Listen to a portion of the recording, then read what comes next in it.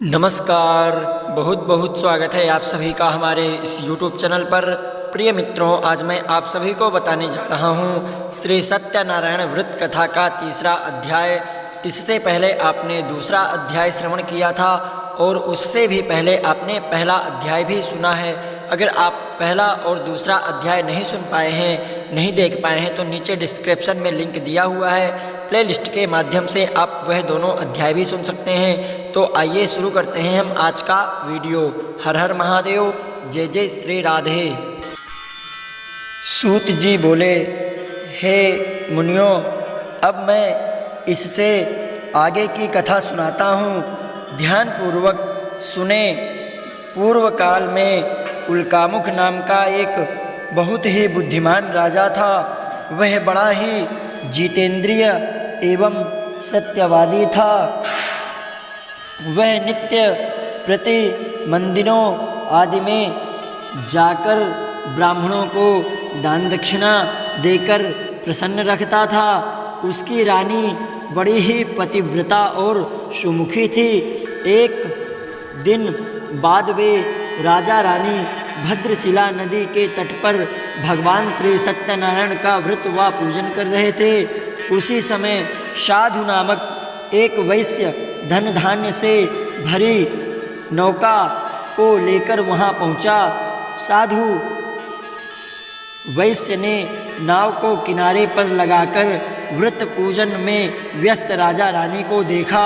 फिर उनके निकट जाकर विनय पूर्वक राजा से बोला, हे राजन, आप इतने भक्ति भाव से यह किस देवता का पूजन कर रहे हैं? कृपा कर यह सब वृत्तांत मुझे भी बताएं। राजा उसकी विनय सुनकर बोला, हे वैश्य, हम अपने बंधु बांधवों सहित भगवान विष्णु जैसे तेजस्वी भगवान श्री नारायण जी का व्रत व पूजन कर रहे हैं। यह सब हम पुत्रादि की प्राप्ति के लिए कर रहे हैं। राजा की बात सुनकर साधु बोला, महाराज, आप कृपा करके मुझे इस व्रत के संबंध में सारा विधि विधान बताएं, ताकि मैं भी यह व्रत करूं। मेरे भी कोई संतान नहीं है। क्या इस व्रत के प्रभाव से मेरे संतान हो जाएगी? अवश्य होगी वैश्य। भगवान सत्यदेव किसी को कभी भी निराश नहीं करते। यह कहकर राजा ने उसे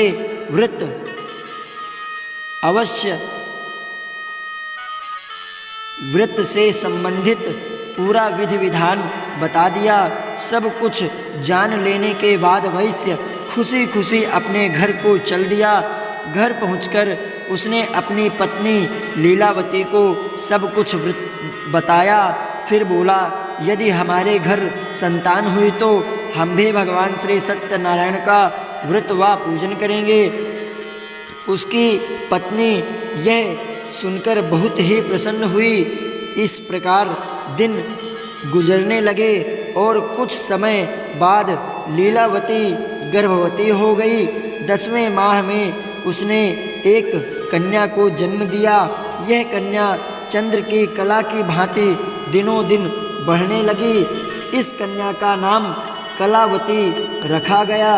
एक दिन लीलावती ने अपने पति से कहा, स्वामी, आपने कहा था कि जब हमारे संतान उत्पन्न हो जाएगी तब आप भगवान सत्यनारायण का व्रत व पूजन करेंगे। अब आप अपने संकल्प के अनुसार यह कार्य क्यों नहीं करते? साधु बोला, हे प्रिय, हम कन्या के विवाह के समय यह व्रत कर लेंगे। इसके बाद वैश्य पुनः अपने काम से दूसरे नगर को चला गया। इधर कन्या भगवान सत्यनारायण की कृपा से तेजी से बढ़ रही थी। एक दिन वैश्य ने अपनी पुत्री को सहेलियों के साथ विचरण करते हुए देखा तो उसे शुद्धि आई कि कन्या तो अब शयानी हो गई है और इन सब का अब इसका विवाह भी कर देना चाहिए। अतः पत्नी से विचार विमर्श करके उसने शीघ्र ही कन्या के योग्य वर तलाशने के लिए अपने दूतों को भेज दिया। वैश्य की आज्ञा पाकर दूत सर्वप्रथम सुसंपन्न कांचन नगर को चल दिए। कुछ दिनों बाद वे वहाँ से एक बड़े ही गुणवान और सुंदर वैश्य के पुत्र को अपने साथ ले आए। साधु वैश्य ने अपने बंधु बांधवों सहित उसे देखा और वार्तालाप करके संतुष्ट हो गया। फिर कुछ दिनों बाद उसने विधि पूर्वक अपनी कन्या का विवाह उसके साथ कर दिया, लेकिन दुर्भाग्यवश उस समय भी वह भगवान श्री सत्यनारायण जी का व्रत व पूजन करना भूल गया। परिमाण स्वरूप श्री सत्यनारायण भगवान रुष्ट हो गए। इस प्रकार कुछ समय बीत गया। अब वैश्य ने सोचा कि व्यापार के लिए चलना चाहिए। अपने कार्य के प्रति वह सदा ही सचेत रहता था, अतः अपने जामाता को लेकर वह व्यापार के लिए चल दिया। इस बार वह समुद्र के समीप रत्नसार नामक सुंदर और संपन्न नगर को चला गया। वहाँ जाकर वह अपने जामाता के साथ व्यापार में व्यस्त हो गया।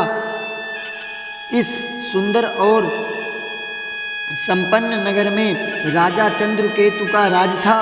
उस समय अपनी प्रतिज्ञा से भ्रष्ट हुए वैश्य को भगवान सत्यनारायण ने शाप दिया कि हे वैश्य, तू घोर कष्ट को प्राप्त होगा। एक दिन राजा की संपत्ति चुराकर एक चोर वहाँ गया जहाँ वैश्य साधु और उसका जामाता ठहरे हुए थे। उसके पीछे राजा के सिपाही लगे थे, अतः डर के मारे उसने राजा का चुराया हुआ धन वहीं छोड़ दिया और अलोप हो गया।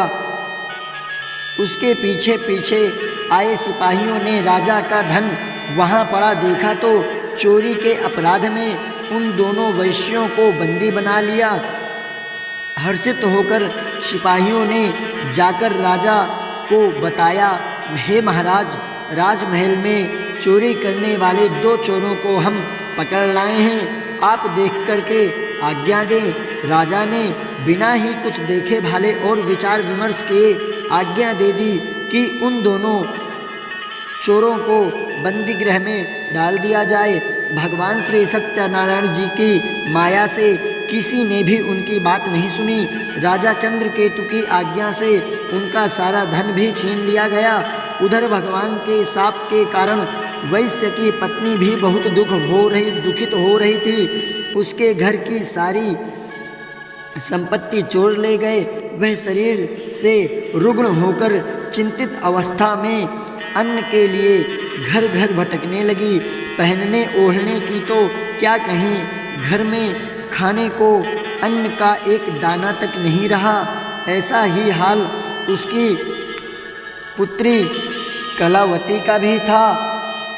एक दिन भूखी प्यासी कलावती एक ब्राह्मण के यहाँ गई, जहाँ उसने भगवान श्री सत्यनारायण का व्रत व पूजन होते देखा।